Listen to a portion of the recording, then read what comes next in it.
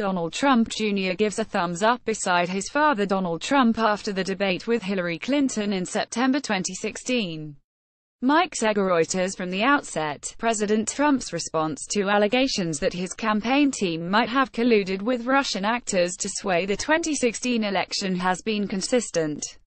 There was no collusion, he has said, time and again, an unwavering insistence that there was nothing that his campaign had done to work with any Russians who, by the way, actually wanted Hillary Clinton to win. That insistence is based on two things.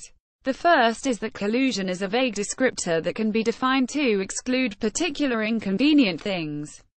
The second is that Trump is skipping over particular or inconvenient things. On Monday, the House Intelligence Committee released a transcript of its interview with former Trump campaign aide Carter Page. That interview was part of its investigation into Russian meddling and was released at Page's request. Among the details included in that testimony was this exchange with ranking Democrat Rep. Adam B. Schiff. Schiff, following your meeting, your trip to Russia, did you send a memo back to the campaign that conveyed the results of your trip to Russia? Page: I did offer some thoughts about some of my takeaways and experiences there, yes. Schiff: and in that document, Drive. Page, didn't state, on Thursday and Friday, July 7 and 8, 2016, campaign advisor Carter Page, you're referring to yourself in the third person, presented before gatherings at the New Economic School, NES, in Moscow, including their 2006 commencement ceremony. Russian Deputy Prime Minister and NES board member Arkady Dvorkovich also spoke before the event. In a private conversation, Dvorkovich expressed strong support for Mr. Trump and a desire to work together toward devising better solutions in response to the vast range of current international problems. Page: I did. It was a general sentiment of, hope for the future. That's all he expressed in that brief hello. Emphasis added, there's a vagueness to what support means here, but in the context of July 2016 it implies support for his candidacy. Schiff was quick to note that Page had just testified that Head had no private meeting with Dvorkovich. Page's explanation: in addition to saying a quick hello to the Deputy Prime Minister, Page was also basing his description of Dvorkovich expressing strong support for Mr. Trump on listening to a speech that Dvorkovich gave while Page was in Moscow. Schiff also pressed Page on another email in which Page described having received incredible insights and outreach from Russian legislators and senior members, plural, of the administration of Russian President Vladimir Putin. Page insisted that this was still just a reference to that Dvorkovich speech.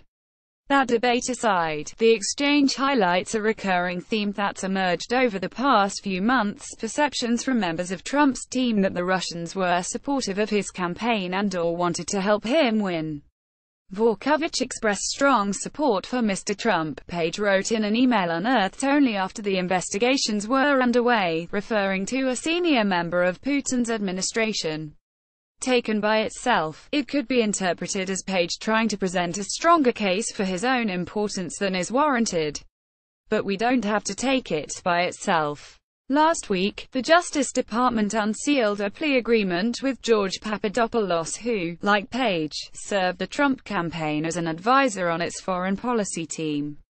That team seems to have been created and mostly abandoned in short order, whipped together to give Trump's primary campaign a greater sense of heft, but then not doing much. The plea agreement with Papadopoulos included a description of the charges he faced, lying to authorities, and a timeline of how that crime unfolded. In short, Papadopoulos offered untrue statements to the FBI. Among them, Papadopoulos claimed that his introduction to a London-based professor who tried to connect him to Russian actors preceded his work with the campaign, which wasn't true. In fact, the professor became interested in Papadopoulos only after learning that he was linked to the Trump campaign. At a private meeting, the professor, identified by the Post as Joseph Mifsud, introduced Papadopoulos to a woman claiming to be Putin's niece. What's important here, though, is what Papadopoulos thought he was offering the Trump campaign. There were his repeated attempts to set up a meeting between Trump and Putin, leveraging this professor and another man linked to Russia's Ministry of Foreign Affairs (MFA). But Papadopoulos was presented with other information, too. On or about April 26, 2016, defendant Papadopoulos met the professor for breakfast at a London hotel. During this meeting, the professor told defendant Papadopoulos that he had just returned from a trip to Moscow where he had met with high-level Russian government officials, the Justice Department document reads. The professor told defendant Papadopoulos that on that trip the professor learned that the Russians had obtained dirt on then candidate Clinton. The professor told defendant Papadopoulos, as defendant Papadopoulos later described to the FBI, that the Russians have dirt on her. The Russians had emails of Clinton. They have thousands of emails. It's not clear what messages these might be. April 2016 was well before the emails stolen from the Democratic National Committee of Clinton campaign chairman John Podesta were public, but after each was compromised.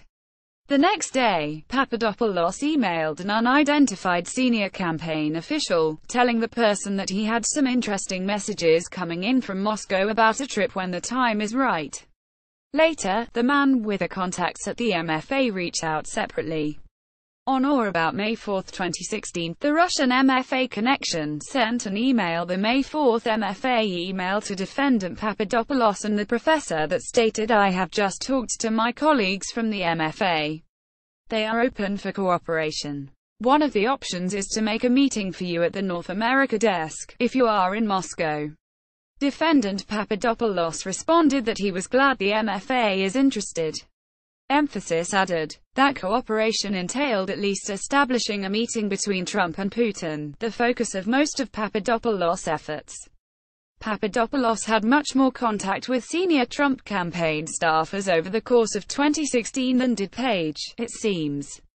But few people had more access to the upper echelon of the campaign than Trump's son, Donald Trump Jr., who was involved in one of the most obvious efforts by the Russian government to aid Trump's election.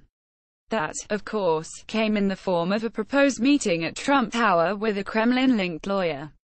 In an email sent to Trump Jr. on June 3, 2016, promoter Rob Goldstone, who worked for Emin Agalarov, the son of prominent Moscow developer Aris Agalarov, reached out to set up a meeting.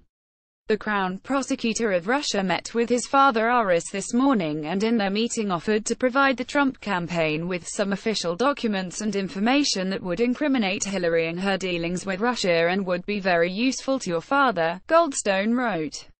This is obviously very high-level and sensitive information, but is part of Russia and its government's support for Mr. Trump, helped along by Aris and Emin.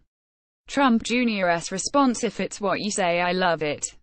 The meeting happened about a week later, involving a woman identified by Goldstone as a Russian government attorney. This week, that attorney, Natalia Veselnitskaya, gave an interview to Bloomberg in which she offered new details about what happened in the meeting.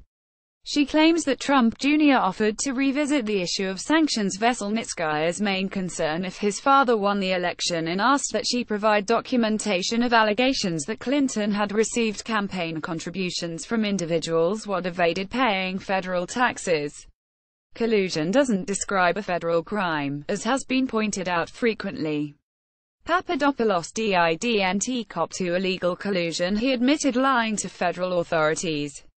No matter what emerges, there won't be collusion charges filed against members of Trump's campaign team. Bearing that in mind, though, there's clearly a pattern of members of Trump's campaign team being approached by Russian nationals and people close to Russia with offers of support or references to possible assistance. In each case, the Trump team members seemed amenable to the outreach. None of this suggests that Trump was aware of a high-level effort by Russia to influence the election on his behalf or that he encouraged such an effort. But it does suggest that Trump's insistence that there was no collusion are more nuanced than he might present.